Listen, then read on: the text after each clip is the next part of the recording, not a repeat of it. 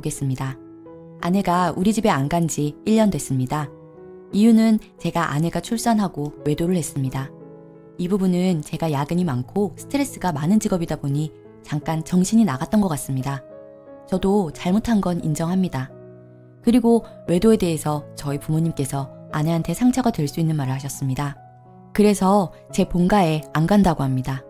아내는 자신은 앞으로 시댁에 가지 않을 것이며 애를 보여주고 싶으면 딸을 데리고 저 혼자 다녀오라는 식입니다. 하지만 딸이 엄마 껌딱지에 저랑 단둘이 잠깐 있는 사이에도 엄마 찾고 울기 바쁘니 혼자 데려가는 것도 불가능합니다. 딸이 이제 3살인데 저희 부모님은 아이를 못 본 지 1년 됐습니다. 가장 귀엽고 예쁜 나이라 재롱도 많이 부리는데 부모님은 손녀를 못 보시는 상황입니다. 부모님은 아이가 보고 싶다고 눈에 아른거린다고 데려오라고 저를 계속 닥달하시고는 합니다. 이렇다 보니 저는 중간에서 참 난감한 입장입니다.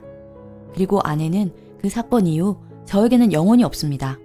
아이에게만 신경 쓰고 저는 집에서 투명인간이 된 느낌입니다.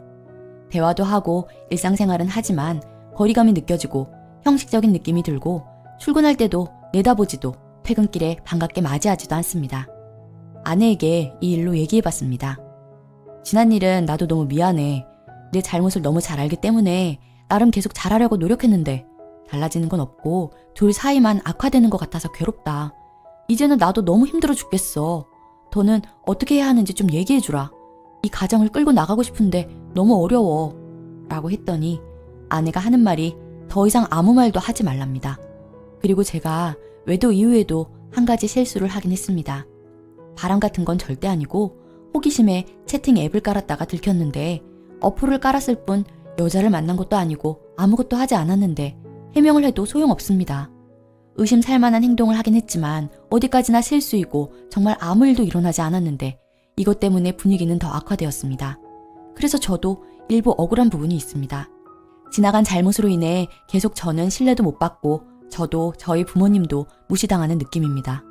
저희 부모님도 안타깝고 아내와 부모님 사이에서 저도 힘들고 집에서도 제 자리가 없는 느낌입니다. 제가 힘들어하는 걸 아내는 이해 못합니다. 어떻게 하면 부부 사이가 회복되고 고부 사이가 회복될 수 있을까요? 의견 부탁합니다. 쓴소리도 듣겠습니다. 추가. 댓글 전부 읽어봤습니다. 어느 정도 쓴소리도 있을 거라고 생각은 했지만 설명이 부족했던 것 같아서 추가적인 글을 쓰게 되었습니다. 제가 반성을 안 한다, 무슨 노력을 했느냐, 그리고 저희 부모님을 비난하는 댓글이 대부분인 것 같은데 외도는 100% 제 잘못임을 인정했으며 회피하지 않습니다. 제가 잘못한 것을 알기 때문에 외도 사실을 들켰을 때 용서를 구하고 기회를 달라고 한 것입니다. 채팅 앱은 또 바람을 피기 위해 깐 것이 아니고 정말 답답한 마음에 잠깐의 호기심이 생겨서 설치해서 보기만 했을 뿐입니다. 아내한테도 해명했으나 한번 실수를 했다고 믿어주지 않았고요. 아내에게 들킨 후 바로 지웠으며 그 뒤로 설치한 적이 절대 없습니다. 바쁘고 스트레스 받는데 왜 바람을 피냐, 집에 들어가서 풀지 하는데 그때 저도 집에서 아내에게 얘기하고 싶었지만 아내는 온통 딸에게만 정신이 쏠려 있어서 말할 틈이 보이지 않았기 때문입니다. 아내에게 용서 구하고 뒤늦게나마 딸한테 잘하려고 퇴근하고 놀아주고 시간을 보내려고도 해봤지만 딸이 저한테 관심을 안 주고 엄마랑만 놀려고 하니 제가 집에서 설 자리가 없고 소외감이 들었습니다. 늦은 건 알지만 시간을 더 가지면 나아질 거라 믿습니다.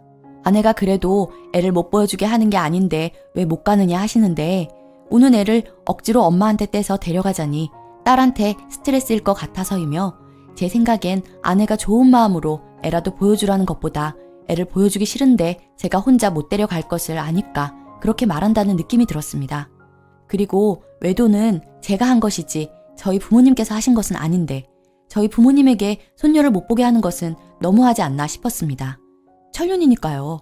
왜 저희 부모님께서 하신 말은 안 쓰고 숨기냐고 하는데 부모님이 아내한테 대놓고 상처 주는 막말을 하거나 제 실수를 아내 탓 하신 적은 없습니다. 별말은 아니었는데 아내 입장에서는 아들 탓을 크게 해야지 그냥 뜨뜻미지근하게 넘어간 것이 기분 상했나 봅니다. 아내가 그 당시 예민한 상태라 서운하게 받아들일 수도 있었을 것 같다 이해하려 했지만 부모님으로서도 어쨌든 헤어진 게 아니면 손녀를 데리고 얼굴은 비춰야 하는 게 아닌가 해서 섭섭하신 것 같습니다. 아내에게 이 글을 보여주고 다시 잘해보고자 하는 제 마음을 조금이라도 알아주었으면 합니다. 아내의 글. 피가 거꾸로 솟는다는 기분이 이런 걸까요? 잊고 살고 싶었던 그때의 기억. 그때의 감정이 생각나 한참 힘들었네요. 저는 정말 처음 겪어봤거든요. 배신당했을 때 그 감정을. 정말 몸부림치고 싶을 정도로 괴롭고 아무것도 하고 싶지 않았지만 아이 때문에 억지로라도 살아야 했습니다.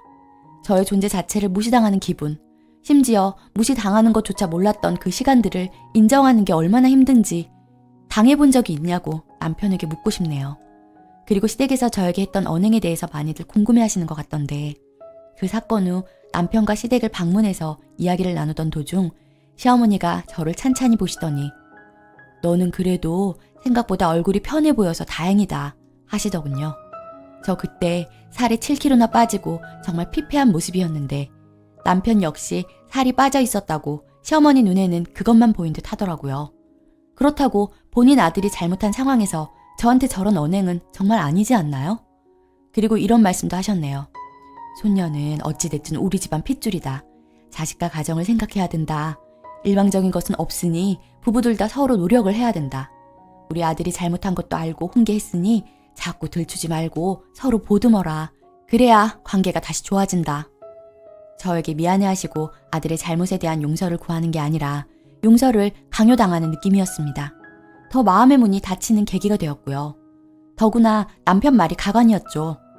부모님 눈에는 어쨌든 내가 잘못한 것은 맞지만 자식이기에 안쓰러움이 크셔서 그런 거지.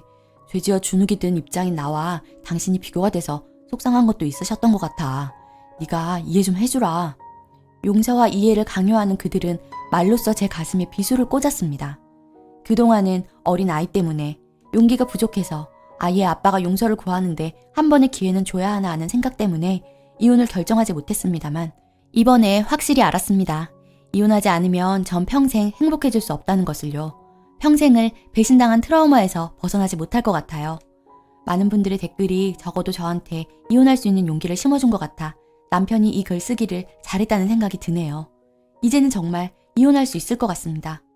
앞으로 저의 인생을 잘 헤쳐나가 보겠습니다. 감사합니다. 댓글, 무시당해도 싸고 시댁 가자고 말조차 꺼내기가 굉장히 어려워야 정상입니다. 아내분 가슴에 큰 한우로 맺혀 있을 거고 아내가 그걸 삭히려면 님이 생각한 시간에 곱절은 들 건데 당장 님이 불편하니 그만 화해하자가 될 것 같습니까? 아내분 님 얼굴만 봐도 부하가 침을 것이나 아이 하나 바라보며 버티고 있는 중일 겁니다. 징징댈 여유가 있나 본데 갈라서기 싫으면 이제부턴 입도 떼지 말고 옆에서 조용히 도와주고 시간이 얼마나 걸리던 아내가 마음 누그러뜨릴 때까지 진심을 다해 아내한테 반성할 것이 님이 할 일입니다. 두 번째 사연. 대놓고 조건 따지는 예비장인 때문에 자존심 상하네요. 안녕하세요. 저는 올해 38살, 요양병원 원무과장, 현재 공무원이고 여자친구는 34살, 대학병원 간호사입니다. 현재 4년 넘게 만나고 있고 결혼까지도 생각하고 있지만 장인 문제로 고민되어 조언 부탁드립니다. 여자친구와 결혼 이야기 나와서 예비 장인을 보기로 했습니다. 처음 만나는 자리라서 식사하는 자리로 준비하려고 했지만 예비 장인이 카페에서 보자고 해서 카페에서 봤습니다. 여자친구와 함께 봤고 저는 정장 차림에 홍상까지 준비해서 예의 갖춰서 이야기했습니다. 가벼운 이야기 하던 도중에 예비 장인이 물었습니다. 지금 근무하는 병원 환자가 몇 명인가? 한 명당 나라에서 얼마나 나오는가? 그 허름한 건물이 병원 건물인가? 과는 좋은 과 나왔는데 어째 경찰이 안 되고 병원에서 근무하는가? 이번에 연말정산에서 소득 신고했을 텐데 얼마 신고했는가? 연봉까지는 신경 쓰지 않아 정확히는 모르겠습니다. 아마 4천은 충분히 넘을 겁니다. 저는 현재 한 병원에서 10년 동안 근무 중이고 곧 부장으로 승진 예정입니다. 급여는 꾸준히 오를 겁니다. 우리 딸은 연봉 6천인데 4천이라니 깜짝 놀랐네. 나는 예물이고 예단이고 다 바라지 않네. 그냥 아파트 한 채만 해오면 결혼 생각해보겠네. 정상적으로 사회생활한 부모라면 그 정도는 해줄 수 있겠지. 그리고 그날 마무리됐습니다. 이렇게 말하고 예비 장인은 홍삼을 들고 갔습니다. 여자친구는 직접적으로는 미안하다고는 하지 않았지만 어쩔 줄 몰랐습니다. 자려고 누웠는데 정말 열받아서 잘 수가 없었습니다. 인생 살면서 그렇게 모욕적이고 치욕적인 기분은 처음이었습니다. 더구나 부모님을 건드린 건 정말 참을 수가 없었습니다. 그래서 예비장인과 다시 보기로 했습니다. 위의 날이 토요일이라서 월요일에 다시 보기로 했습니다. 딸 생각해서 그렇게 말씀하신 것 같은데 솔직히 저는 기분 많이 나빴습니다. 다른 건 놔두고라도 정상적으로 사회생활한 부모라면 아파트 한 채 해줄 수 있다는 말은 아닌 것 같습니다. 그랬다면 미안하네. 그런데 말이야, 큰 돈을 버는 것보다 적은 돈이라도 안정적으로 꾸준히 버는 게 중요하네. 나도 많이 벌 때는 몇 억씩 벌긴 했지만 못 벌 때는 또 못 버니까 애엄마가 먹고 싶은 게 있어도 사줄 수가 없었네. 그게 너무 마음이 아팠다네. 그나저나 자네 아파트 있다고 하던데 그 아파트는 대출 얼마나 받았는가? 1억 정도 대출 받았습니다. 겁도 없이 1억이나 대출 받았네. 그 아파트 물건이 안 나와 있던데 임대인가? 5년 임대 후 분양입니다. 분양받을 예정이고요. 계약서에 임대 후 확정 분양이라고 명시되어 있는가? 네. 그래. 그럼 대출금은 얼마나 갚았는가? 저와 이야기할게. 이런 조건적인 이야기밖에 없습니까? 이 이야기 전에도 제가 삼형제 중에 막내인데 형들 육아는 어떻게 하느냐, 다들 친정에 맡기느냐, 예단비는 얼마나 했느냐 등등 조건만 이야기했습니다. 그럼 조건 이야기하지 어떤 이야기 하는가? 얼마나 사랑하는지, 고생시키지 않고 행복하게 해줄 수 있느냐든지 그런 건 안 묻습니까? 둘이 이미 사랑하니까 여기까지 온 거 아닌가? 난 당연히 조건을 봐야겠네. 자네가 공무원이었다면 내 조건은 달랐을 거네. 돌아가서 형수들은 말고 아버지랑 형들이랑 아파트 한 채 해줄 수 있는지 잘 의논해보고 일주일 내로 답변해주게. 그럼 저 있는 아파트 분양받으면 되니까 분양받을 테니 2억 6천 준비하십시오. 근처 시세가 그 정도 되니 준비하시면 됩니다. 등기부 등본에 자네 이름이 명시되어 있어야 할 거네. 네, 알았습니다. 대신 아버님도 땡땡이가 통장에 2억 6천 찍혀 있어야 할 겁니다. 자네 지금 뭐 하자는 건가? 하도 조건 하시길래 저도 조건 달았습니다. 이후 한동안 본인 힘들었던 이야기 하시더군요. 아까 화냈던 건 죄송합니다. 저희도 재벌집 아들딸도 아니고 그냥 평범한 서민인데 있으면 있는 대로 없으면 없는 대로 맞춰가면 되지 않겠습니까? 서로 100% 만족할 순 없겠지만 조금씩 양보하고 맞춰가시죠. 그때 갑자기 예비 장모한테 전화가 왔습니다. 응, 갈게. 그럼 난 가야 하니까 아까 말한 거 그거 아버지랑 형님들이랑 잘 의논해보게. 나 가네. 이렇게 만난 것도 인연인데 악수나 하시죠. 그러고 끝났습니다. 저는 당연히 부모님께는 이야기하지 않았고 형들과만 이야기했습니다. 형들은 일반적이지 않으니 정리하라고 했습니다. 그래도 여자친구는 착하고 저랑도 잘 맞아서 3년 동안 만나고 있고 3년 동안 저는 공무원 시험에 합격해서 공무원이 되었고 집 분양받았습니다. 여자친구는 연봉 6천에서 인사이동 때문에 5,400으로 조정된 상태입니다.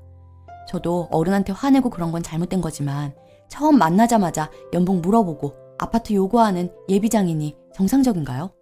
두 번째 만났는데도 똑같은 이야기하는 이유는 뭘까요? 곧 장모님과 만나서 이야기할 예정인데 답답합니다. 여자친구는 중간에서 이러지도 저러지도 못하는 상황입니다. 호기. 많은 분들이 조언해 주셨는데 안타깝게도 이 결혼은 없던 것이 되었습니다. 중간에서 난감해한다던 여친은 적어도 여친 아버님이 이런 부분에 예민하시고 조건을 많이 따지실 거라는 것은 알고 있었던 듯 하더군요.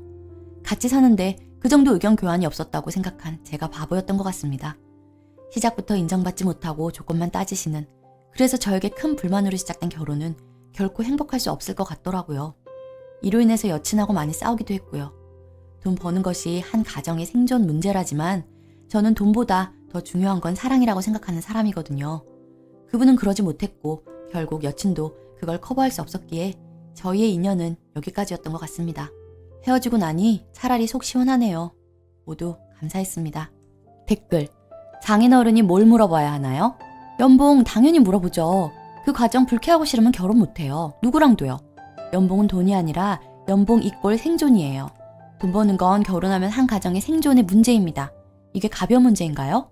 남자 여자 공평히 애를 분만할 수 있으면 문제 없겠네요. 근데 여자는 애 낳는 순간, 그래서 육아하는 순간 돈을 못 버니 약자로 전락합니다. 남자가 버는 돈으로 생존해야 하고요. 당연히 연봉 묻죠. 그럼 장인어른이 자네 허리 둘레는, 키는, 넷플릭스 무슨 프로 좋아하나, 주말에 뭐하나 이런 거 궁금하시겠어요? 딸이 사내 못 사내, 중내 사내 하면 부모만 속 썩지요. 그리고 기본적으로 남자가 어느 정도 벌면 부부싸움이 80%는 줄어들 겁니다. 이 불경기에 돈 때문에 많이 싸우죠. 댓글 2. 죄다 돈. 사랑이 아닌 조건거리들을 따지고 있네. 무슨 매매혼도 아니고 뭐 하자는 거지? 다 큰 성인들 각자 자기 밥벌이 정도만 하면 되는 거지. 거기서 이인목 가능하면 애 낳는 것도 가능한 거고. 그건 어차피 당사자 둘이서 정할 문제고. 진짜 환멸감 느껴진다. 오늘의 사연은 여기까지입니다.